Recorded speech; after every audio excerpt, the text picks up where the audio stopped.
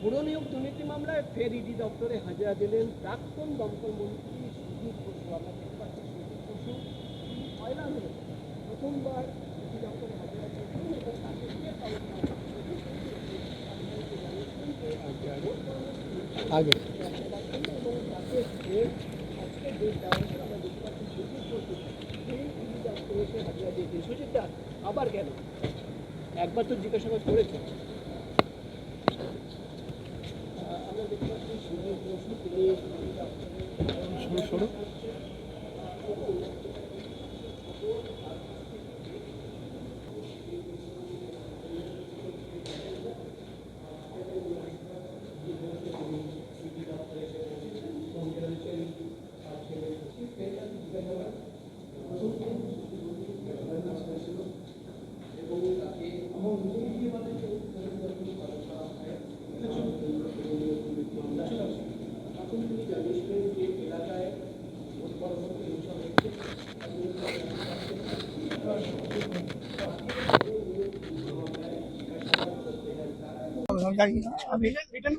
আমি জানি না, আমি কিছু জানি না। আমাকে এখন কোনো অফিসিয়ালি কিছু জানাই, এখন অফিসিয়ালি কিছু জানাইনি।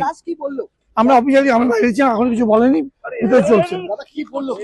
এখন অফিসিয়ালি কিছু বলেনি, কি বলবো বলুন প্লিজ।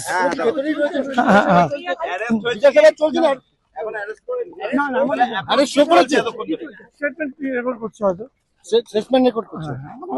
আপনাদেরকে অফিসিয়াল কিছু জানানো হয়নি?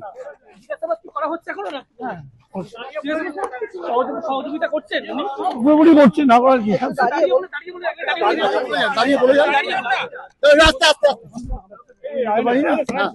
আমি বাইরে আছি, আপনারাও জানেন আমিও তাই জানি।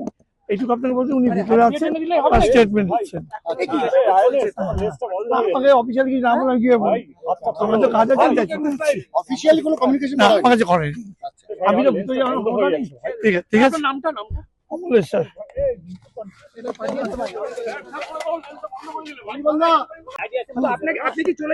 আমার অন্য জরুরি কাজ আছে, না আমার কেউ কিছু জানে না। আমি তো বাইরে বসে আছি, আমি ওনার সাথে যাইনি। তো আমরা ওনার সাথে এসেছি, আমাদের তো ভিতরে যাওয়ার কোনো উপায় নেই। ছেলে ওখানেই আছে। না না না না, আপনাদের কি কিছু জানানোই হয়নি এখনো? অফিসিয়ালি কিছু জানানো হয়নি। আপনার সাথে কি কথা হচ্ছে? একটু শুনুন, আমি লয়ার, আমার ভিতরে যাওয়ার কোনো ক্ষমতা নেই বা রাইট নেই। আমি বাইরে বসে আছি, আমি এতক্ষণ আমাদের মাঠে খবর আসছেন, এখনো চলছেন, এখনো কোনো অফিসিয়ালি জানানি উনি কি হয়েছে।